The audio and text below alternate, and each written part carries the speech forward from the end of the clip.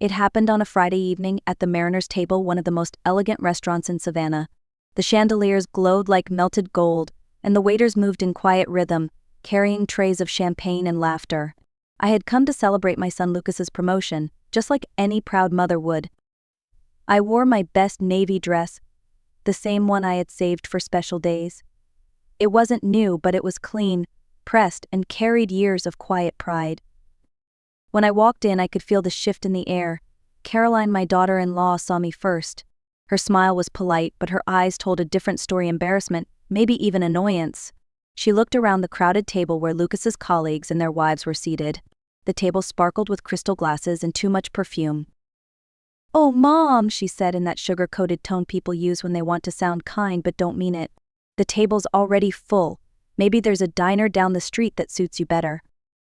For a moment, I thought I had misheard her. The laughter around the table froze, uncertain whether it was a joke or cruelty dressed as humor. Lucas didn't say a word. He just looked down at his glass, pretending to check his phone. That silence hurt more than Caroline's words. I stood there, feeling the weight of every sacrifice I had made for that boy. Every night I worked overtime, every meal I skipped so he could eat better, every dream I had put aside so he could chase his. And here I was, not worthy of a seat at his table. But humiliation has a strange way of sharpening the mind. I took a breath, straightened my back, and looked at the nearest waiter. "Excuse me," I said calmly. "Could you please call your manager for me?" The young waiter blinked, confused, then nodded and hurried away. Conversation at the table resumed in awkward whispers, but I stood still, my hands clasped loosely in front of me. When the manager appeared, I smiled softly and said, "Tell him the owner, Miriam Locke, is here." The sound of forks stopping midair filled the room. Even the background music seemed to fade. Caroline's face turned pale, and Lucas finally looked up, eyes wide in disbelief. The waiter's eyes flickered between us, unsure if this was a misunderstanding or a movie scene unfolding before him. "I'm sorry, Ma," the manager stammered. "Of course, Mrs. Locke." He quickly gestured for me to follow him to the center of the restaurant. The room fell completely silent. I could feel every pair of eyes on me, the same eyes that moments ago looked past me as if I were invisible. As I reached the head of the table, I paused, turned to Caroline, and said quietly, "Be careful who you laugh at. Some of us built the walls you're standing inside." Then I smiled, not out of revenge but relief. I had carried my dignity in silence for too long. Tonight, I wasn't the invisible woman in the corner. Tonight, I was the woman who owned the table. Long before I owned the Mariner's Table, I scrubbed modal floors for a living. After my husband passed away, it was just me and 2 boys to feed. The Harbor Inn Motel sat at the edge of the highway, with faded carpets and guests who rarely stayed more than a night. I worked every shift they offered, folding sheets until my hands cracked and my back ached. I used to hum old gospel songs while cleaning, just to keep myself from breaking down. The sound of vacuum cleaners, the smell of bleach, those became my world. Some nights I'd sit outside on the curb after my shift and count the coins I had saved in a tin box labeled for the boys. Lucas was 12 then, already dreaming of college. Ethan was 8, gentle and quiet, always waiting for me with his drawings of boats and sunshine. One evening, a regular guest named Mr. Klein, a retired accountant, stopped by the laundry room where I worked. "You're too smart to be folding towels all your life," he said. I laughed, thinking it was a joke. But he came back the next week with a small notebook and taught me how to record expenses, calculate interest, and save in small steps. "Don't just work for money," he said. "Make money work for you." It sounded impossible back then, but I listened. I opened a small savings account. A few years later, I bought a rundown cafe near the docks, the Dockside Cafe. I had no idea what I was doing, but I had Daniel Cho, a kind man who cooked like an artist and believed in me. We worked side by side, serving fishermen at dawn and tourists at dusk. Slowly, word spread. The cafe started making enough to hire staff. From there, I took another risk, investing profits into a second restaurant. 1 became 2, then 5. Daniel handled operations while I learned the language of business leases, payrolls, taxes. By the time I turned 50, we had formed Locke Hospitality Group, a company that owned several restaurants and small hotels across Savannah. But I kept my secret. My sons thought I was still managing a cafe. I never corrected them. Pride can be a dangerous thing for a mother. It makes you hide your success so your children can feel taller. I didn't realize then that humility, when misunderstood, can look like weakness.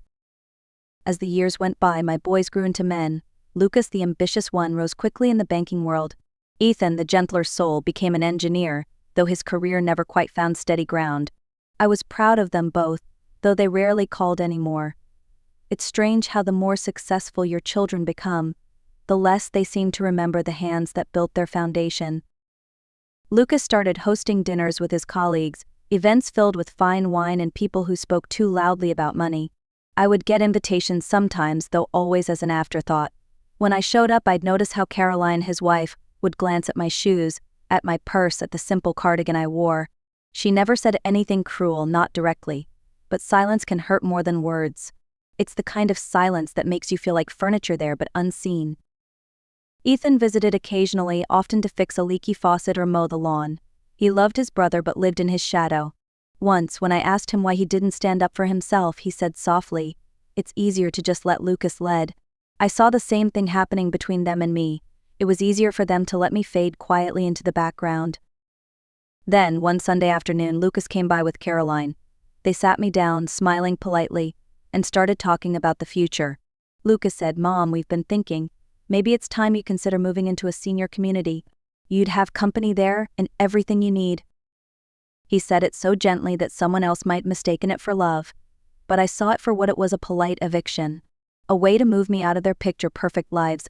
I didn't argue, I just nodded, pretending to think it over. Inside, I made a decision. If they wanted me out of their world, I would leave, but not quietly. That night, I took out an old recorder from my drawer. I began saving every message, every conversation. I wasn't planning revenge then. I was gathering truth. Because one day, I knew, truth would speak louder than all their polite lies. The night of the dinner felt almost theatrical, as if life itself had set the stage. The Mariners' table was glowing in warm candlelight when I arrived, the same restaurant where I had once been told there was no seat for me. This time I had reserved the entire middle section. Not a single person knew why. I walked in wearing a simple ivory suit, nothing extravagant, but it carried quiet authority. The maitre d' bowed slightly and said, "Good evening, Mrs. Locke." Heads turned. People whispered. Caroline's laughter stopped mid-sentence. Lucas froze when he saw me. He probably assumed I had come uninvited again. "Mom," he said cautiously, "I thought this was a private event." "Oh, it is," I answered, "and it's about to get very personal." Daniel appeared from the kitchen, wiping his hands on a towel, a faint smile on his face. "Welcome back, Mrs. Locke," he said warmly. "It's an honor to have the owner here tonight." The room went silent. Someone dropped a fork. Caroline's face drained of color. Lucas's jaw tightened, confusion flickering into disbelief. "Owner," he repeated. I nodded calmly and gestured toward the long table. "Please don't let me interrupt. Continue your celebration." No one moved. I took a seat at the head of the table, the same seat where the regional director had been sitting moments ago. I looked around and said to the waiter, "Bring a bottle of the 2005 Bordeaux. Send it to my son's table on the house." Then I raised my glass and said clearly, "To family the kind that remembers where it came from." Every pair of eyes was on me now. The guests, the staff, even the pianist who had stopped mid-tune. I reached into my bag and placed a folder on the table. Inside were copies of legal documents, property deeds, partnership contracts, and the founding charter of Locke Hospitality Group, the company Lucas thought belonged to distant investors. I turned the folder toward him. "You've been celebrating in my restaurant for years, Lucas. The one I built from scratch when you were still wearing hand-me-down shoes." He blinked, trying to speak. Caroline looked away, shame creeping across her face. "Mom, I didn't know," he muttered. "I know you didn't," I said softly. "That's the problem. You never asked." Daniel came over and placed a hand on my shoulder. "Mrs. Locke, would you like to address the staff?" he asked. I smiled.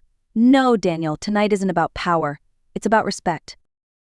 I stood, looking at everyone gathered there, and added, "When you forget where you come from, life has a way of reminding you. Sometimes gently, sometimes like this." Then I lifted my glass once more. "Dinner's on me, as always." The room stayed silent, not out of fear but out of awe. For the first time in years, I felt seen not as a mother to be dismissed, but as a woman who had earned her place at the table she built. News travels fast in a city like Savannah. By Monday morning, everyone seemed to know the story. Banker humiliates his mother, learns she owns his restaurant. It was printed in local papers, whispered in coffee shops, even joked about on the radio. Lucas called me that afternoon, his voice shaky. "Mom, people are talking. The bank wants me on leave until this settles down." "I'm sure they do," I said quietly. "Take the time to think. Reflection is free, and you could use some." Caroline stopped showing her face at social events. Her friends from the junior league politely distanced themselves. The same people who had once praised her now called her tone deaf, entitled cruel. Public sympathy turned to me, though I didn't enjoy it. I wasn't looking for applause. I only wanted truth to do what it always does, come into the light. Ethan was the only one who visited me during those weeks. He brought flowers and a nervous smile, sitting at the kitchen table like a boy again. "Mom, I didn't mean to stay silent," he said. "I just didn't know how to stop Lucas." I reached for his hand. "You don't stop people by shouting louder, son. You stop them by showing what grace looks like." He nodded, tears in his eyes. That was the first honest conversation we'd had in years. When the noise around town finally began to fade, I made my next move. Not revenge, reform. I founded the Second Sunrise Foundation, a program to support elderly parents abandoned or neglected by their families. Daniel helped me set it up, turning one of our smaller properties into a day center where seniors could gather, eat, and learn basic financial skills. When reporters asked if this was my revenge, I simply said, "No, it's a mirror. Sometimes people need to see what they've become before they can change." I didn't disown my children. I didn't even cut them off. But I did send each of them the same letter. It read, "Love is free. Respect, however, must be earned. And in this family, the only way to earn it back is through work." 2 weeks later, I invited all 3 of them to the foundation's new community center. Lucas arrived first, in a suit far too formal for the occasion. Caroline followed, sunglasses hiding her eyes. Ethan came last, carrying a box of tools, unsure what to expect. I waited until they all sat down before speaking. "You each have a choice," I began. "You can leave right now and continue living as if nothing happened. Or you can stay and earn back the respect that was lost. But it will not come easy." Caroline frowned. "What do you mean, earn it?" I handed her an envelope. Inside was a work-scheduled dishwashing and prep shifts at the Mariners' table, 5 days a week. She gasped. Lucas looked at his own paper, janitorial duties at Locke Hospitality's office downtown. Ethan's task was different, maintenance and repair at the foundation's senior apartments. Lucas scoffed. "Mom, this is ridiculous. You want us to clean floors?" I met his eyes.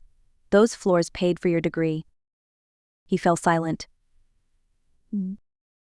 "This isn't punishment," I continued. "It's education. You forgot the dignity of work. I want you to remember." The first few days were difficult for them. Lucas called me, furious, after someone from his old office saw him mopping the lobby. "People are laughing," he said. "Good," I replied. "Let them. Humility starts when pride hurts." Caroline nearly quit on her 3rd shift. A diner filmed her washing dishes and posted it online. The video went viral with the caption, "Socialite scrubs plates at her mother-in-law's restaurant." She didn't leave the house for days. But Daniel visited her, left a note that read, "Real strength isn't in being admired. It's in showing up again." The next morning she returned to the kitchen. Ethan, on the other hand, found quiet joy in his work. He fixed leaky pipes and changed bulbs for elderly residents who reminded him of his mother. One woman hugged him and whispered, "You have kind hands, son. Don't lose them to shame." That night, he cried in the parking lot. Months passed. Calluses replaced soft palms. Apologies turned into actions. Slowly, the pride in their voices softened into gratitude. When I saw Lucas helping a new janitor learn how to polish marble floors, I smiled to myself. For the first time, he looked like the man I had hoped he would become. Work didn't just clean their hands, it cleaned their hands, it cleaned their hearts. 3 months later, I invited them to dinner at my old house. No grand gestures, no faff, no fancy place settings, just my worn wooden table, 3 chairs, and the smell of roast chicken drifting through the air. The same meal I used to make when they were children. They arrived quietly, unsure whether they were guests or still students of a lesson. Caroline carried a pie she had baked herself. Her hands trembled as she set it down. Lucas helped pour the water, not wine. Ethan sat first, eyes lowered, waiting for someone to speak. For a while no one did. The only sound was the ticking clock on the wall. Then Caroline broke the silence. "I was cruel," she said, voice shaking. "I thought respect came from appearance, not character. I was wrong." Lucas followed, his tone heavy. I was ashamed, Mom. Not of you, but of what people might think. I forgot who raised me. I forgot what real strength looks like. Ethan's eyes glistened. I stayed quiet. I thought silence kept peace. But silence also lets hurt grow. I looked at the three of them, the banker, the socialite, the quiet dreamer, and for the first time, I saw not arrogance or shame, but sincerity. They had changed. The work, the humility, the time, it had all done its job. I reached out and took their hands. Forgiveness, I said, isn't something you ask for. It's something you prove every day. We ate slowly, sharing old memories. Laughter returned, tentative but genuine. When dinner ended, Lucas stood up to clear the table. Caroline joined him, washing dishes while Ethan dried them. I watched quietly, the rhythm of plates and running water sounding almost like music. That night, I slept with the window open. The air smelled like rain and second chances. 5 years can change everything if you let it. Savannah still hums with its soft southern rhythm, but my life has settled into something gentler, quieter, and far more meaningful. Lucas now manages one of our mid-sized hotels, the kind that serves working families rather than high society events. He insists on greeting the staff by name each morning. Sometimes I visit unannounced just to watch him thank the janitor or refill coffee for a guest. The man who once cared about status now understands service. Caroline runs a community kitchen attached to our foundation. She teaches cooking classes for seniors who live alone, showing them affordable, healthy meals they can make in small apartments. Her voice, once sharp and polished for social events, has softened. She still carries her pride, but it's shaped differently now, more like purpose than vanity. Ethan finally found his place. He married Tessa, one of the volunteers he met while repairing the foundation's housing units. Together they manage a program called Fix with Respect, where young people learn basic home repair while working for low-income families. He often says, "Mom, it's not about what we build, it's about who we build it with." Every time he says it, I see the boy he used to be, gentle, patient, full of light.